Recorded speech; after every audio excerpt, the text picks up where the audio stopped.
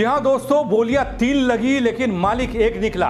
कैसे एक अखबार के इस खुलासे ने उड़ा दिए सबके होश। उत्तराखंड में एक और टेंडर घोटाला हो गया क्या, जिसमें कैसे बाबा रामदेव के राइट हैंड का टेंडर पर कब्जा हो गया, बताऊंगा आपको। कैसे अपने उत्तराखंड में खेल पर खेल हो रहा है बल। अब आपसे गुजारिश इतनी कि आप इस वीडियो में अंत तक बने रहे ताकि हर बात आप तक पहुंच पाए जो मैं पहुंचाना चाहता हूं। कैसे प्रदेश में एक के बाद एक घपला गेम सामने आ रहे हैं, इसके बारे में। नमस्कार, पहला मैं पंकज रौतेला, आप देख रहे हैं उत्तराखंड न्यूज। दोस्तों, उत्तराखंड में एक सरकारी प्रोजेक्ट के लिए मांगे गए टेंडर में आई 3 कंपनियां। नाम अलग अलग थे, कागजात अलग अलग थे, लेकिन मालिक सिर्फ एक। जिस मालिक को लेकर यह खुलासा हुआ है या मैं करने जा रहा हूं, वो और उसका साथी दोनों बड़े चेहरे हैं। देश ही नहीं विदेश में इनकी पकड़ है। लेकिन यह घोटाला है क्या, कैसे हो गया बल, कैसे 3 बोलियों का एक मालिक निकल गया बल। वो कौन लोग हैं जो इस तरह से अपने उत्तराखंड के साथ खिलवाड़ कर रहे हैं। आज सबकी परत दर परत खुलने जा रही है दगड़ियों। खबरों के मुताबिक तीनों कंपनियां किसी और की नहीं बल्कि योग गुरु बाबा रामदेव के सबसे करीबी और राइट हैंड पतंजलि के सीईओ आचार्य बालकृष्ण जुड़ी हुई हैं।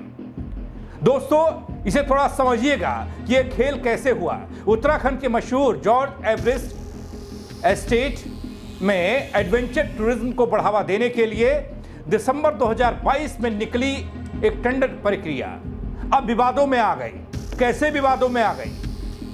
हालांकि इस टेंडर प्रक्रिया का विरोध भी हुआ था, लेकिन बस वो थोड़ा सा सुनाई दिया और उसके बाद कहीं दिखा नहीं, किसी ने दिखाया नहीं। शायद उसी दिन पता चल जाता कि इस टेंडर प्रक्रिया में हो क्या रहा है।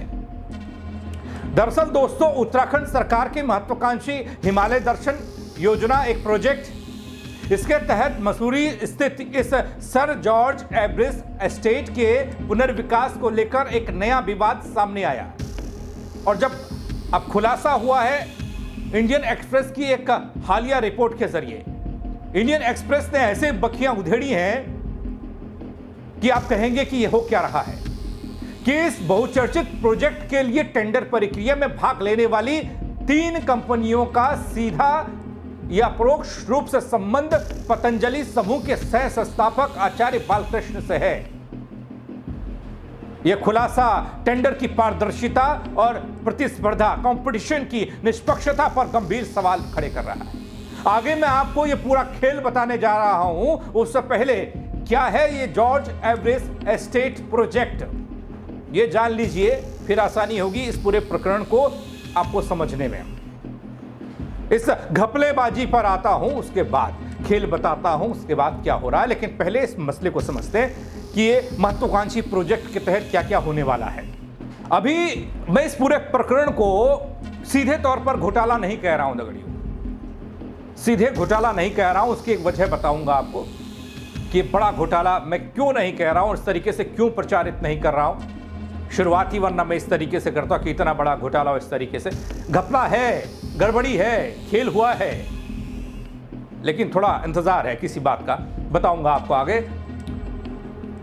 लेकिन अभी थोड़ा सा उस मसले को समझ लेते हैं कि यह प्रोजेक्ट क्या है। दोस्तों, मसूरी के प्रसिद्ध जॉर्ज एवरेस्ट हाउस को पर्यटन केंद्र के रूप में विकसित करने का मकसद है सरकार का। अब जो लोग मसूरी गए और यहां घूमे तो वो लोग इसे बेहतर तरीके से समझ पाएंगे, और जो लोग नहीं गए हैं वो इस तरीके से समझिएगा, मैं बता रहा हूं। राज्य सरकार ने एशियन डेवलपमेंट बैंक से 23.5 करोड़ का कर्ज लेकर यह प्रोजेक्ट शुरू किया। इस एस्टेट को हिमालय दर्शन परियोजना के तहत पर्यटन स्थल के रूप में रूपांतरित करने के लिए कहा गया, जिसमें paragliding, rock climbing, hot air balloon, जिसमें आप देखते हैं कभी हवा में जाते, एक हादसा भी हुआ था पीछे, इस तरह की व्यवस्था हो, और कई तरह की व्यवस्थाएं, सुविधाएं इसमें हैं। जायरोकॉप्टर राइड्स एक होती है, वो ऐसी व्यवस्था भी है।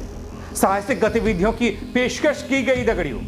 जी हां दोस्तों, इस प्रोजेक्ट के तहत चुनी गई कंपनी को 142 एकड़ जमीन दी गई, जिसमें शामिल है 5 लकड़ी के हट्स, एक कैफे, 2 म्यूजियम, एक वेधशाला भी है, हेलीपैड, पार्किंग और पैदल मार्ग। दोस्तों, ये सभी सुविधाएं राज्य सरकार के खर्च पर विकसित की गई, जबकि ऑपरेटर को इसके बदले सिर्फ 1 करोड़ वार्षिक किराया देना था। अब आता हूं इस महत्वपूर्ण पहलू पर कि टेंडर प्रक्रिया में हिस्सा लेने वाली कंपनियां और बालकृष्ण का संबंध, जिसको लेकर कहा जा रहा है कि यह एक बड़ा घोटाला है। इंडियन एक्सप्रेस की रिपोर्ट के अनुसार इस टेंडर के लिए 3 कंपनियों ने आवेदन किया। प्राकृतिक Organics India private limited, Bharua agro science private limited, Rajas aerosports and adventure private limited. इनको अंत में टेंडर मिला। ये वो कंपनियां हैं 3। दोस्तों, रिपोर्ट में कहा गया है कि प्राकृतिक ऑर्गेनिक्स और भरुआ एग्रो में आचार्य बालकृष्ण की 99% से ज्यादा हिस्सेदारी है। राजस एरोस्पोर्ट्स में टेंडर मिलने के समय आचार्य बालकृष्ण की 25% हिस्सेदारी थी, जो अनुबंध मिलने के बाद 69% से ज्यादा हो गई बल। दोस्तों, बाद में पतंजलि, रेवोल्यूशन और फिट इंडिया ऑर्गेनिक्स जैसी कंपनियों ने यह भी इसमें हिस्सेदारी इन्होंने ली, इनको भी मिली, जिससे बालकृष्ण की पकड़ और मजबूत बताई गई। अब आता हूं उस बात पर कि कानूनी तौर पर क्या सवाल हैं और क्या यह साठगांठ है। वीडियो थोड़ा सा लंबा हो रहा होगा दोस्तों, लेकिन जानकारी बड़ी महत्वपूर्ण है कि हो क्या रहा है। थोड़ा साथ दीजिएगा, थोड़ा वीडियो में बने रहिएगा, क्योंकि खुलासा गजब का होने जा रहा है। आज शायद थोड़ी बात हो रही है, मैं कर रहा हूं, आने वाले समय में अब देखिएगा एक बड़े लेवल पर सब लोग सवाल पूछेंगे, क्योंकि इसमें एक बड़ा शक जिससे सवाल होना है वो अभी या कहें कि मीडिया की पकड़ में नहीं आ रहा या फिर बात से बच रहा है, उसका जिक्र आगे करूंगा। सरकारी टेंडर के नियम साफ कहते हैं दोस्तों कि बोली लगाने वाले पक्ष साठगांठ, जिसे कल्यूशन शामिल नहीं हो सकते, यानी प्रतिस्पर्धा करने वाली कंपनियां एक दूसरे से व्यवसायिक रूप से जुड़ी नहीं होनी चाहिए। अब साहब, यहां तीनों कंपनियां आचार्य बालकृष्ण से जुड़ी हैं। ऐसे में सवाल उठता है, क्या यह प्रतिस्पर्धा या कंपटीशन वास्तव में निष्पक्ष था? क्या नियमों का उल्लंघन नहीं हुआ? सरकार और अधिकारियों की सफाई कहां है? उस तरह की नहीं आई जिस तरह से यह मामला है। हालांकि इतना हो हल्ला होने के बाद बीजेपी ने एक प्रेस नोट जारी किया हाल में, जिसमें कहा गया कि यह काम पारदर्शी तरीके से हुआ है, कोई घोटाला नहीं हुआ है। लेकिन कांग्रेस सवाल उठा रही है। नहीं, देखिए, जहाँ तक मेरी जानकारी है, क्योंकि मेरे विभाग का मामला नहीं है, माननीय सतपाल महाराज जी का विभाग है, और बीच में कुछ विरोध भी हुआ था, लेकिन उसके बाद एक वहाँ के लोगों के साथ बैठकर समझौता बटन विभाग के साथ हुआ है, और उसके बाद ही मुझे नहीं मालूम आप किसी व्यक्ति विशेष का नाम ले रहे हैं, अब किसको किसी कंपनी को वहाँ पर काम मिला से हो जाता है, कितना सही है अगर देखा जाए? ये तो बहुत बड़ा दुर्भाग्य है यार, क्या कर सकते हैं। इतना बड़ा दुर्भाग्य, ये तो एक किसी ऐसी साजिश का वो है कि जिसमें पूरा प्लांटेड है ना, और जो कि किसी भी प्रक्रिया में कहीं भी आज तक इस तरह की प्रक्रिया उपलब्ध नहीं है कि एक ही आदमी का 3 तरह के 3 नाम से तीनों में वही टेंडर, एक ही टेंडर दाता हो। ये दुर्भाग्य है, इसकी जांच होनी चाहिए। और टेंडर प्रक्रिया ही क्या, अमेरिका सरकार की जो कार्य प्रणाली है उस पर बड़ा प्रश्न चिन्ह है, नहीं समझे। और ये प्रश्न चिन्ह जो है, ये निश्चित यही इसी तरह और इशारा कर रहा है कि सरकार की मिली भगत जिसको देना चाहे, जिसको करना चाहे, उसके लिए वो रास्ते बना देती है। ये हमारा दुर्भाग्य है, इस उत्तराखंड का तो दुर्भाग्य है ही। दोस्तों, ये तो सियासी बात हो गई, हो सकती है, लेकिन मैंने कहा मैं भी इस पूरी प्रक्रिया पर घोटाले वाली बात को बल नहीं दे रहा हूं, जोर नहीं दे रहा हूं। क्यों? क्योंकि हमारे पर्यटन मंत्री की टिप्पणी नहीं आई है। पर्यटन मंत्री मीडिया के पकड़ में नहीं आ रहे, ऐसा लगता है। उनकी भूमिका बड़ी अहम है। पर्यटन मंत्री सतपाल महाराज इस मामले पर क्या बोलेंगे, यह देखना होगा। इसके लिए थोड़ा सा इंतजार कर रहा हूं। अगर फिर भी नहीं कोई टिप्पणी आई, नहीं कोई बात सामने आई कि यह है क्या, फिर तो समझ लीजिए दगड़ियों कि दाल में काला नहीं, पूरी दाल काली है और भ्रष्टाचार का एक नया आयाम गढ़ा गया है। अब तब की तब देखी जाएगी जब सतपाल महाराज इस पर बयान देंगे, क्योंकि सवाल करने के लिए सब लोग कैमरे ताने खड़े हैं। माइक लिए खड़े हैं कि कब पकड़ में आए और कब जवाब इस पर सवाल दागा जाए। क्या जवाब आता है ये देखने वाली बात है। लेकिन मैं इस पूरे मामले पर फिर से आ रहा हूं, पर्यटन विभाग की बात करता हूं। जिस पर्यटन विभाग के तहत ये प्रोजेक्ट चलना था, ये टेंडर प्रक्रिया हुई। पर्यटन विभाग के अधिकारियों ने टेंडर प्रक्रिया को पारदर्शी बताया है। पर्यटन विभाग के डिप्टी डायरेक्टर कहते हैं कि 1 करोड़ रुपये सालाना किराया बिल्कुल उचित है, कोई भी कंपनी इस प्रक्रिया में भाग ले सकती है और इस प्रोजेक्ट से राज्य को 5 करोड़ रुपए से अधिक का जीएसटी भी मिल चुका है। ठीक है, ये सब ठीक लगता है, लेकिन जो टेंडर दिए गए, सवाल तो उसको लेकर हो रहा है ना साहब। पूरे एडवेंचर स्पोर्ट्स से जुड़े लोग कहते हैं, जो पूर्व में एडवेंचर स्पोर्ट्स से जुड़े हुए लोग हैं, विशेषज्ञ हैं इस मामले में, वो जानकारी रखते हैं, मुझसे ज़्यादा रखते हैं। वो कहते हैं कि कोई कंपनी कानूनी रूप से वैध है, वह बोली लगाने के हकदार है। लेकिन एक ही शख्स की 3 कंपनियां हो या एक ही कंपनी अलग अलग नाम से बोली लगाए और उन्हीं को टेंडर मिल जाए, इस पर सवाल होता है। राजस एरोस्पोर्ट्स का पक्ष भी सामने आया दगड़ियों।